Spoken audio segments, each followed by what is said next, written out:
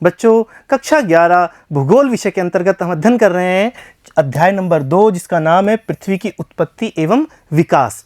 बच्चों इससे पहले की क्लास में हमने देखा कि किस प्रकार ब्रह्मांड की उत्पत्ति हुई, तारों का निर्माण, ग्रहों का निर्माण, और उसी ग्रहों के निर्माण के अंतर्गत हमने ये भी देखा कि पृथ्वी का निर्माण किस प्रकार से हुआ। इसी क्रम में बच्चों आज हम ये देखेंगे कि पृथ्वी के निर्माण के पश्चात पृथ्वी का विकास, जो वर्तमान स्वरूप में हमें पृथ्वी दिखाई देती है, उसका विकास किस प्रकार से हुआ।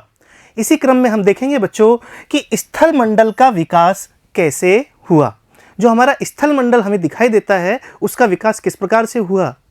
तो इसी क्रम में हम ये देखते हैं बच्चों कि प्रारंभ में पृथ्वी चट्टानी, गर्म, वीरान ग्रह थी बहुत, क्योंकि आग का तप्त गोला थी। हमने देखा था पिछली क्लास में, आग का तप्त गोला होने के कारण यह गर्म थी, वीरान थी, जिसका वायुमंडल विरल था, जो कि हाइड्रोजन और हीलियम जैसी हल्की गैसों से बना था। क्योंकि बच्चों हम ये देख रहे थे कि जो ग्रहों का निर्माण भी इसी प्रकार की हल्की गैसों से हुआ था। उसके पश्चात ये पृथ्वी का निर्माण हुआ, उसका जो वायुमंडल था वो भी कैसा था, हाइड्रोजन और हीलियम जैसी हल्की गैसों से ही उसका वायुमंडल निर्मित हुआ।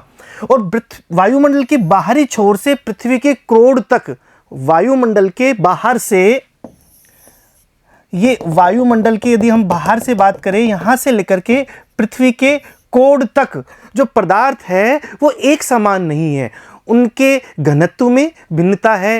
वो अलग अलग प्रकार के पदार्थ यहाँ पर पाए जाते हैं, चाहे वायुमंडल हो, चाहे पृथ्वी की ऊपरी परत भूपर्पटी हो, मेंटल हो, कोर हो, कोई सी भी परतें देखें या वायुमंडल भी देखें तो समान रूप से पदार्थ नहीं पाए जाते, उनका घनत्व भी अलग पाया जाता है और पदार्थ भी विभिन्न प्रकार के पाए जाते हैं।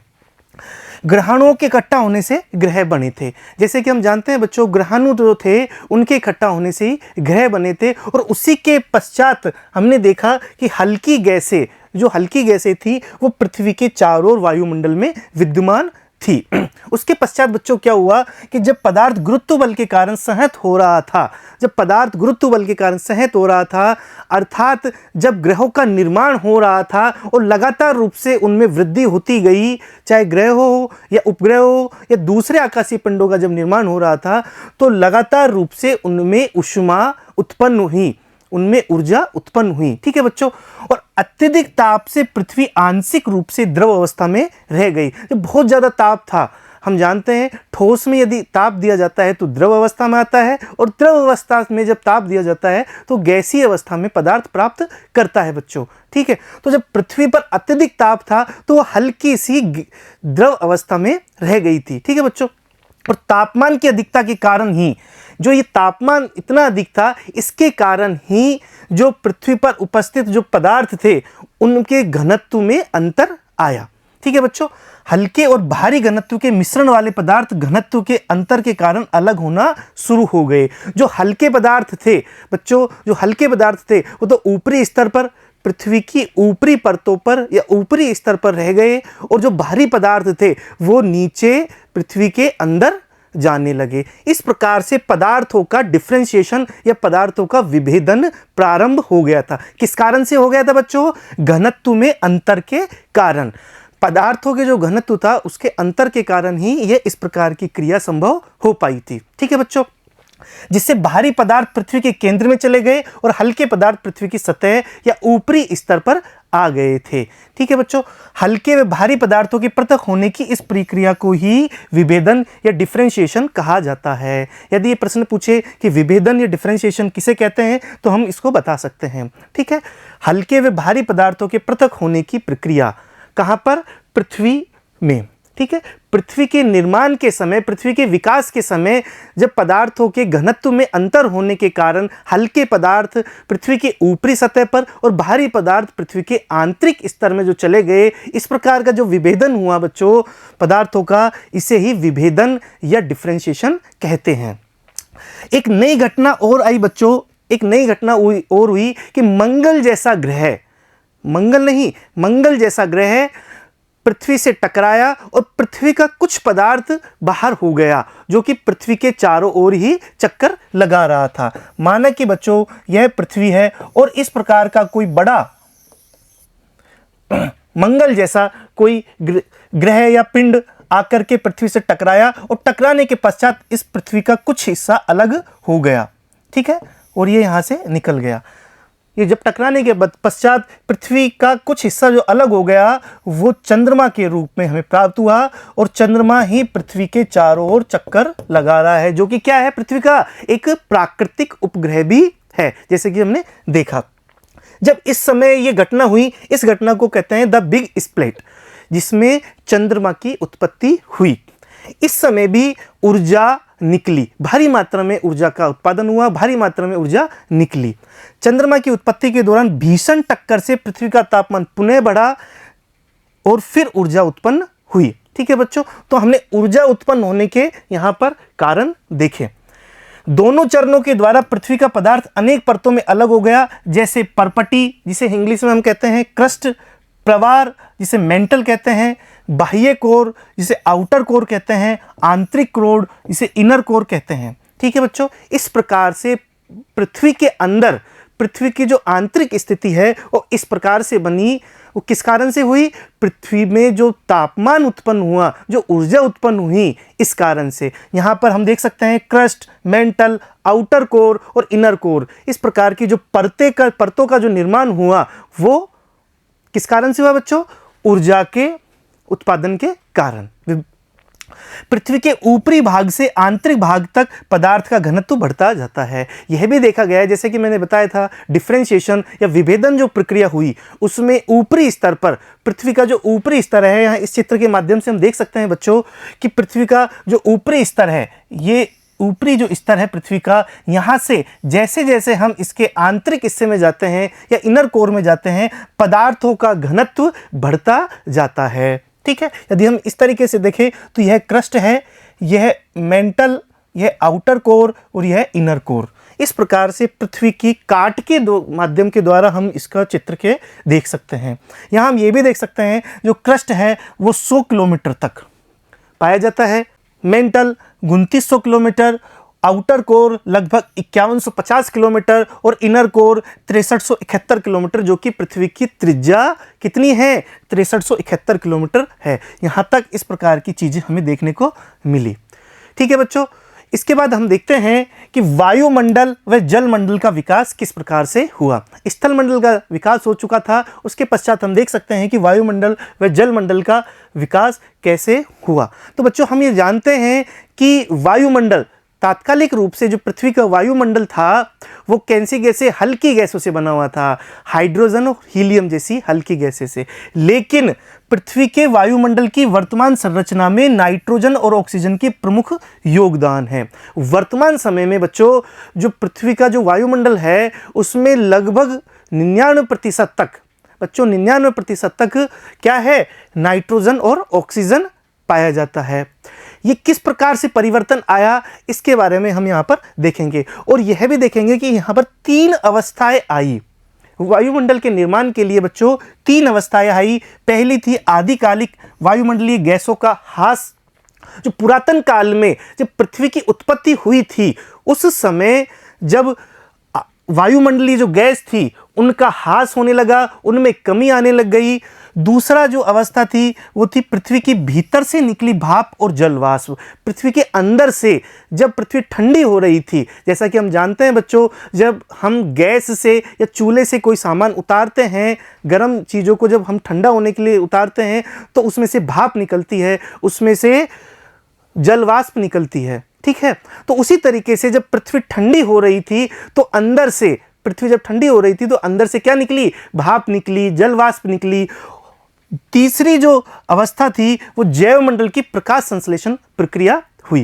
तो 3 प्रकार की जो अवस्थाएं थी इन्होंने वर्तमान वायुमंडल और जलमंडल का विकास में प्रमुख भूमिका निभाई, ठीक है बच्चों।